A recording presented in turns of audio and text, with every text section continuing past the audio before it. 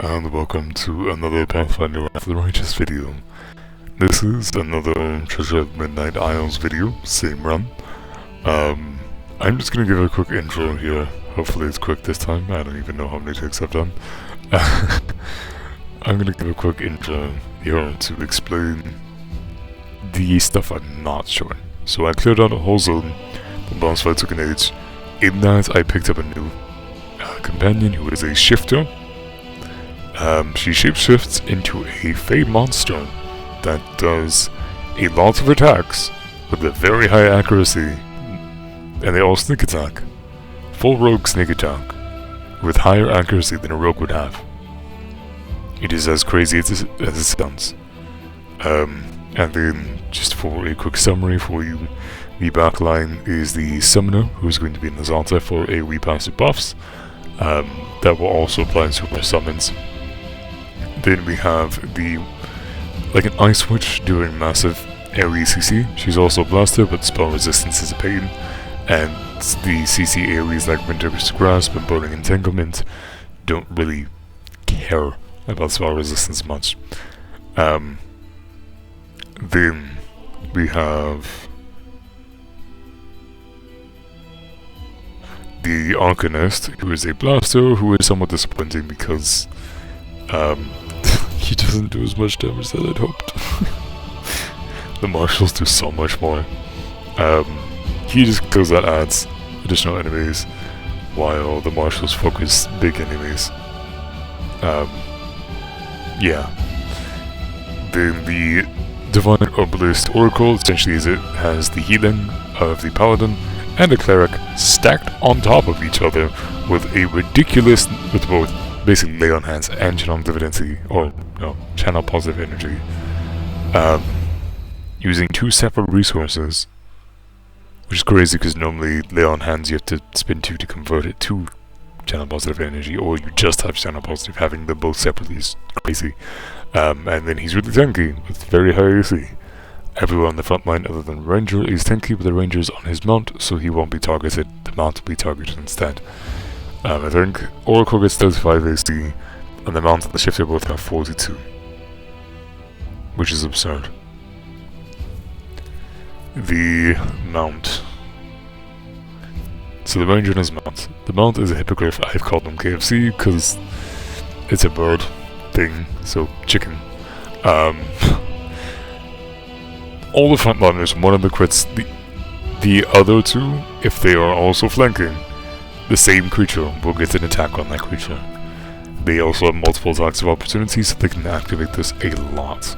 The Ranger has 6 attacks, and he crits on a 15 to 20 on a d20, so he has a very, very high crit chance. Then we have the Hippogriff with 3 attacks. Not as high of a crit chance, but still it's good. And finally the Shifter with 5 attacks. Decent, like okay crit chance. But it's still 5 attacks. The chances you hit the 20 for one of them are high, and the Ranger's gonna activate the bonus attacks for the Shifter, and the Shifter does a crap ton of damage. Like the most damage I put in the party. Potentially with everything hitting doing 150 plus a round. And the Hippogriff plus the Ranger together can match that. So yeah, the gameplay footage is of Zone 4, and it's the full boss area for that zone. Thank you for watching, and I hope you enjoy the video. So this was after I already spent like 10 minutes pre-buffing, because you need to do that a lot in Pathfinder, and I figured you all did not want to have to see that. So this is the Shifter. This is a surprise run, so I can't really move and attack unless I'm on a mount, and only the Ranger has the mount, which is why he gets that.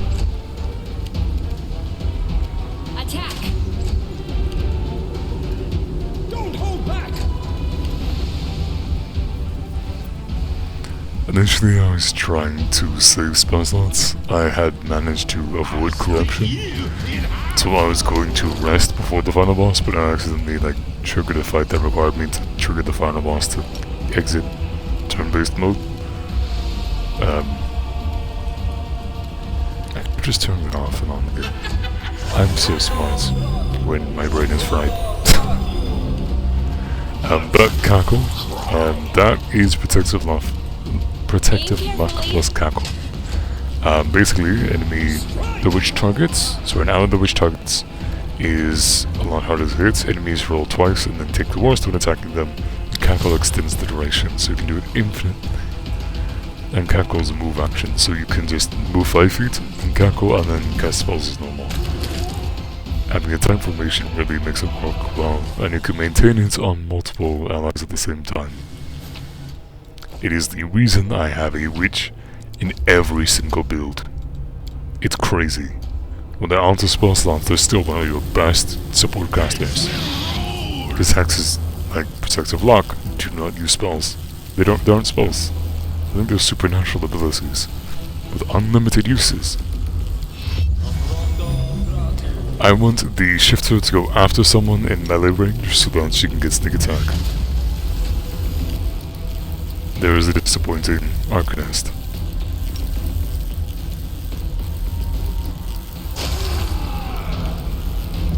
Run them through. That little spider boy in the corner has an insta-kill ability with an with like a very high chance to hit and a somewhat difficult save. It went off twice, like there were 2 of them in this, and somehow I didn't get auto-killed. Yeah, that was so lucky. That right there, the miss was so lucky. It only needed a 12 to hit. Instant kill is so absurd. Because it's not that hard to actually kill the thing, but it kept making all of its saves versus all my CC stuff. Yeah, there was a save before this where the Hippogriff died and then I was kind of screwed, so I had to reload. And on that, this thing avoided every single CC spell I had. Just by stupid blind luck. Yeah, I'm definitely saving you. Those little shrines give you stat buffs for 4 minutes each. So it's useful to save before. That lightning bolt is a modifier. If there's little lightning fields, if you stand in them, periodically lightning will hit you. It's not very nice. But I have defensive buffs, and the shifter takes reduced damage from anything requiring a dex save. See, here I'm worried because of the lightning.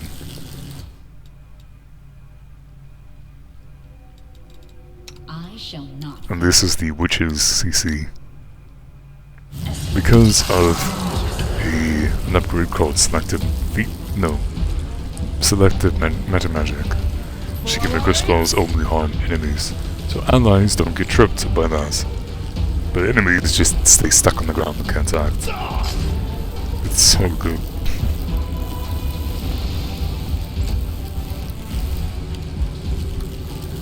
You should have run!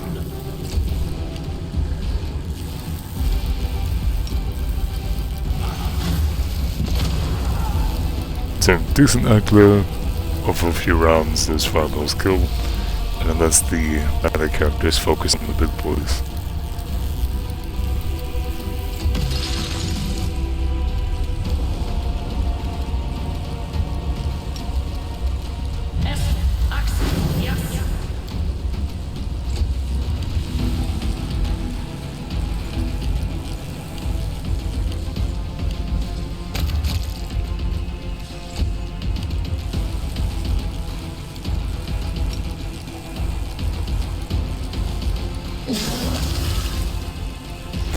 So, when the bird does the flight maneuver, it can trip nearby enemies when it lands, but trip is any combat maneuver can proc an opportunity attack from enemies. Fortunately, the 42 AC is enough to stop it from being hit.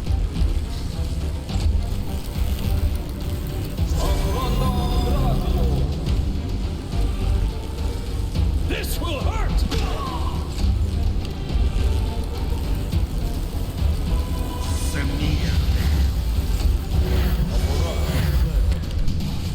The fact that they could cast 2 spells was confusing. A solid And prayer is annoying because it lowers your saves and it lasts like a minute, 2 minutes. And I'm having to pause stop starts like between fights to maintain the boss for as long as possible. So that any time I would be spinning in menus, the buff duration is not good. Sorry, yawned.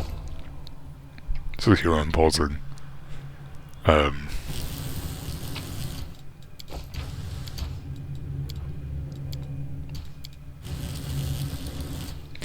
I reloaded here. I really didn't need to. That's all. This is the only save scum I did, and it didn't even work. Cool that though.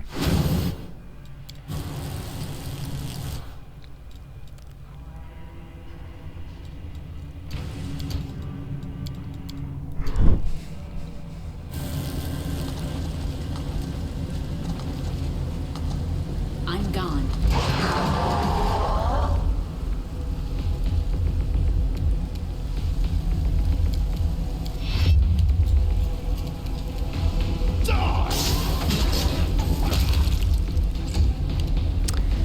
Yeah, that Brit's crazy.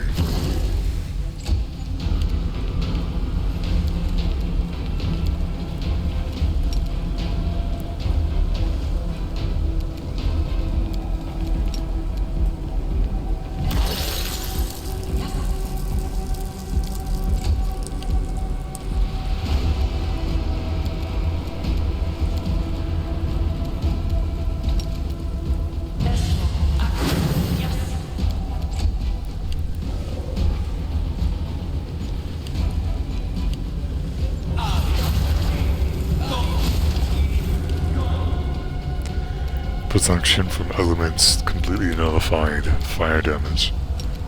I only had enough spell slots for one of them, so it's just a cast for each element individually.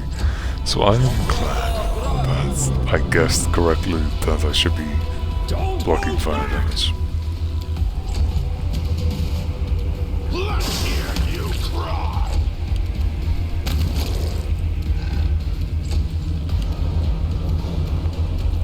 Attack! Attack!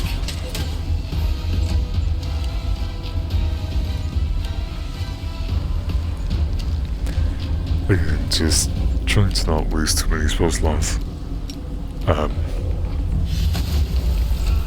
It is fun having the entire screen covered in summons, but you don't really need that often. On Star Rattle Line, the final boss for your first run, I'm going to need to have a ton of summons up because he clones himself.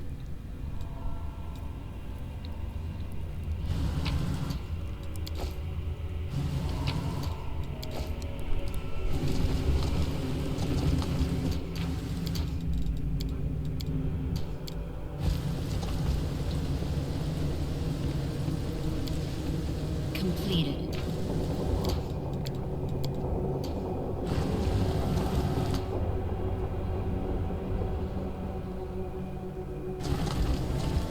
Follow my steps.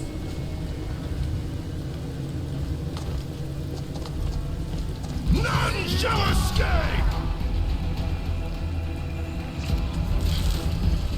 Out of my way!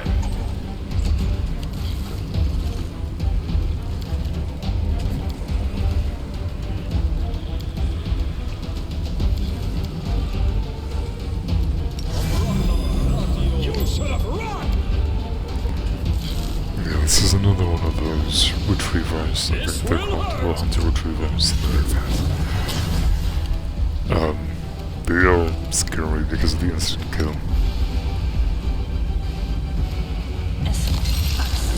I was really trying to knock it down. You can knock them down. I've knocked one down before with that spell. But yeah.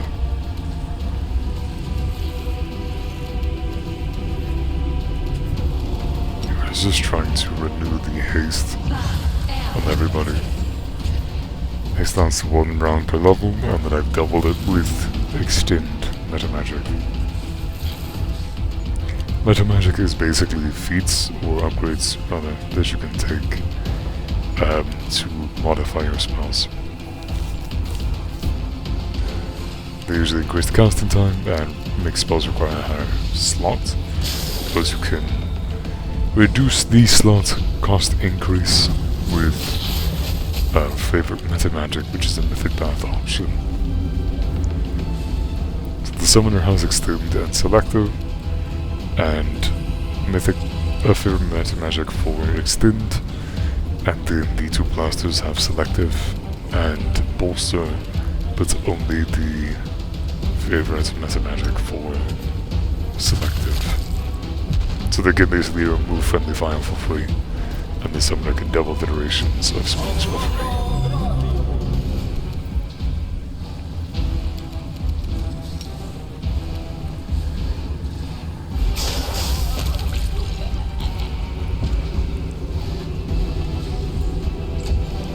I was trying to be so careful not in that trap.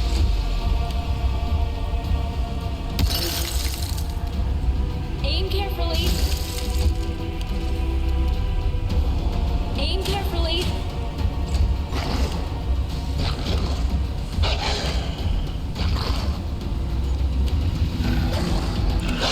Even if someone's miss a lot and the attack that hit the summon is one that's not hitting another character. No one stands in my way. So even if a dog takes a 50, a 9 HP dog takes 50 damage and dies, that's 50 damage that would have gone towards a player. So it's still worthwhile.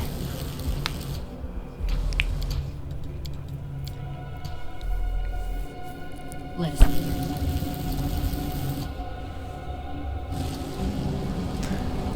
Oh gosh, this thing, the spell resistance was obnoxious. Our duty calls. This will be quick.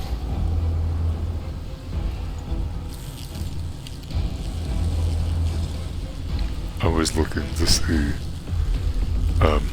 what it happened to the damage. And then saw that spell resistance negated it. Die!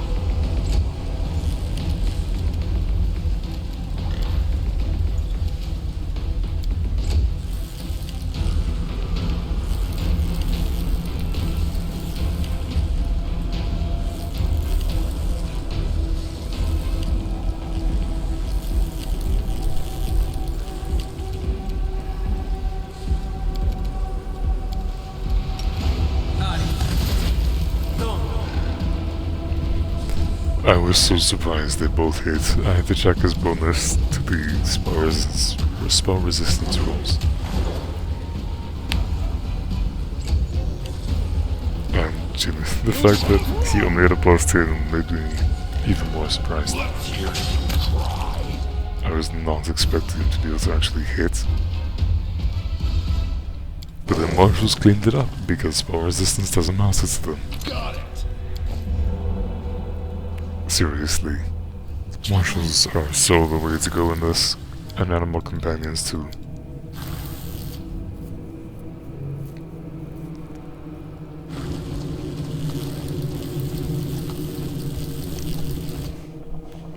I'm gone.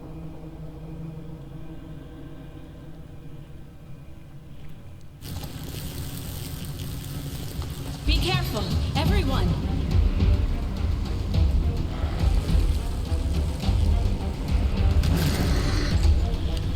The Usos are just punching bags. They don't take stick attack damage. They have multiple immunities, so but they don't have high hit They don't have good accuracy with their own attacks. I don't really do much. So throwing out the burning tingle to slow them down, so I can just beat them up one at a time.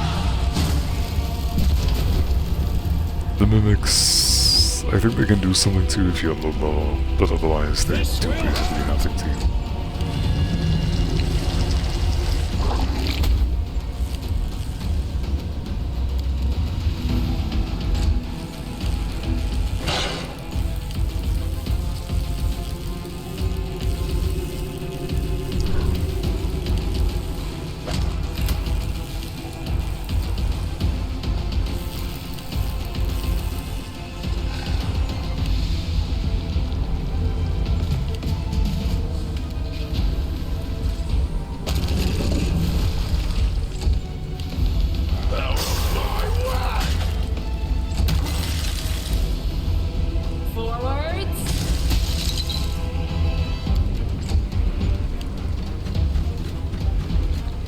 I could have dumped a lot more spells into these guys.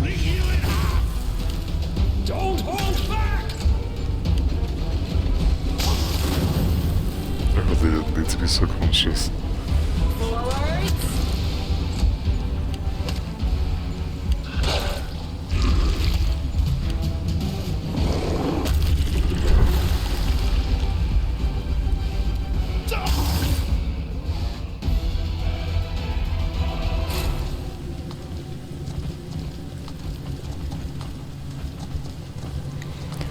Sometimes there are secret doors you can only really see if you walk alongside the walls. So I'm periodically just trying to explore. All this waiting bores me.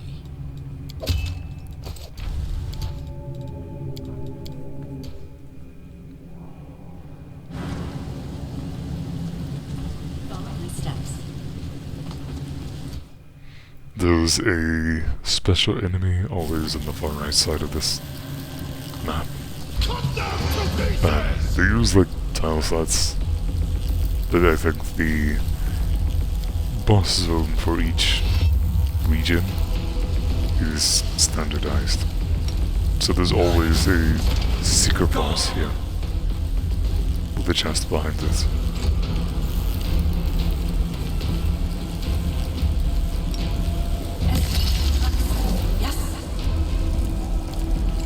Gauntlet of Wishes. They are so useful. Strike! Let's hear you cry!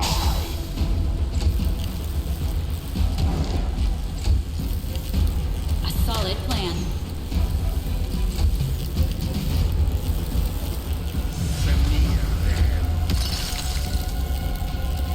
A solid plan.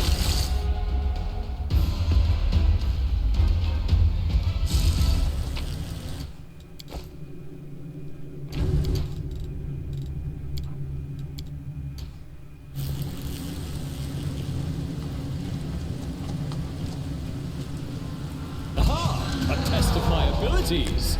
This is the fight that aggroed stuff around the corner. They could also shoot me to the wall for some reason. So I ended up aggroing the boss. Just because of how dumb all the aggro was in this area.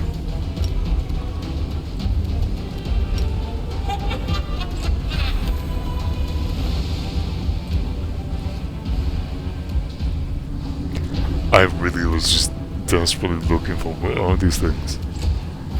Couldn't find them and then they were shooting me through the wall.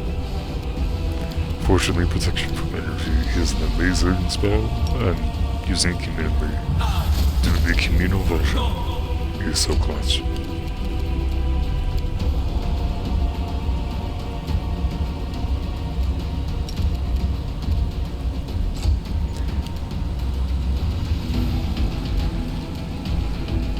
You should have run!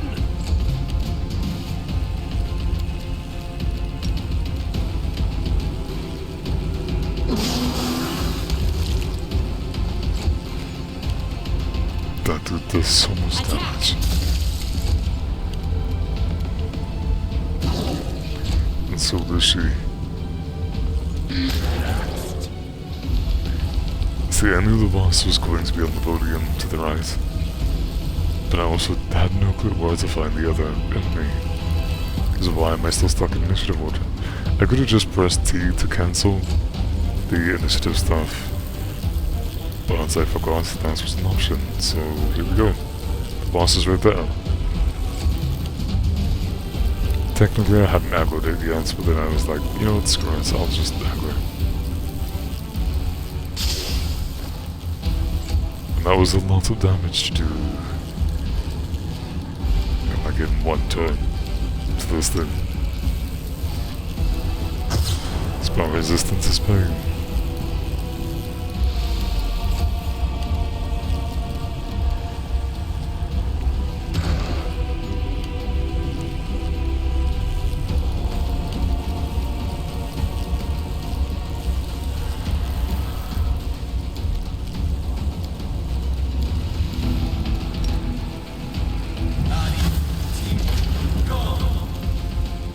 Spell resistance is still pain.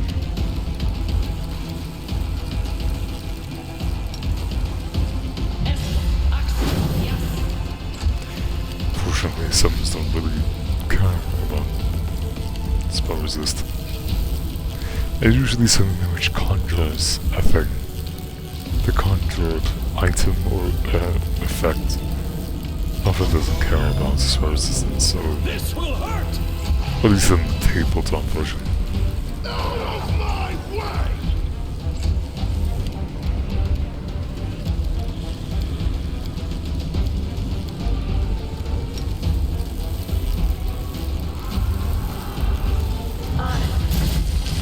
I was surprised this spell resistance applied here, but I guess it only applied to the damage. I'm not sure.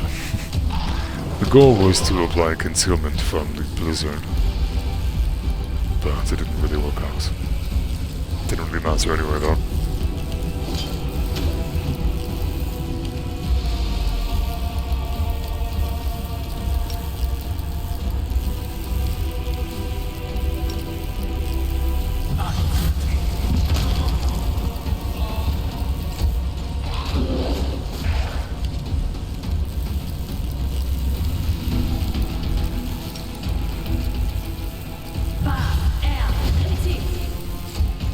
Places had expired, so I needed to renew it on the melee fighters.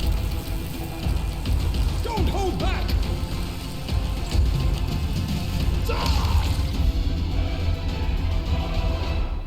Quite an easy boss, to be honest.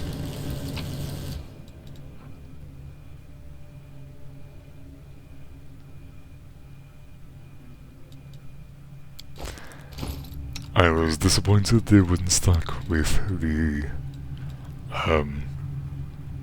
headband of vast intelligence, because I thought it being a competence bonus would make it stack with the enhancement bonus from the headband. It should have, because there are different bonuses, but for some reason it didn't. Let's head out. Though the intelligence would have been great.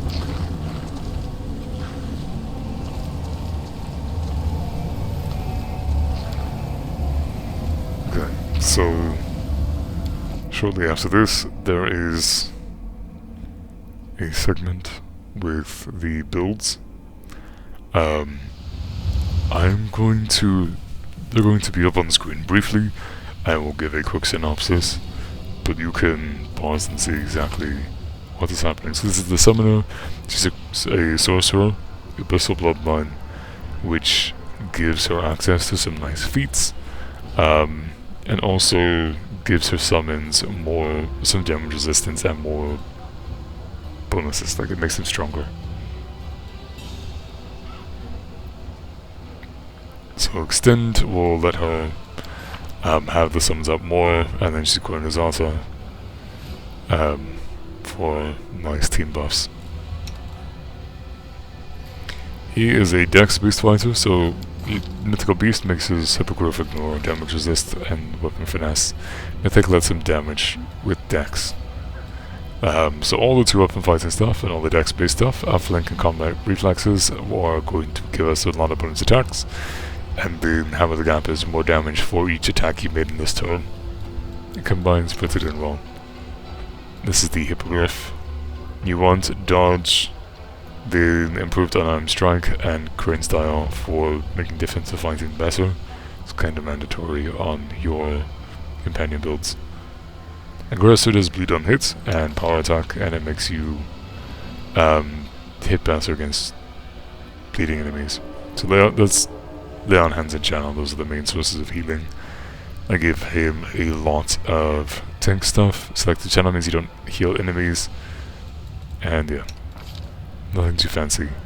The Arcanist has a bunch of fire focus and the ability to convert stuff to fire, thanks for 1 level and crossbow sorcerer. And those are the exploits, which are like supernatural abilities, almost like spells, but not using spell slots. The elements, the fire elemental will let you convert energy damage into fire, and then the gold dragon will let you do a +1 damage per damage die for fire spells. It's a neat combo.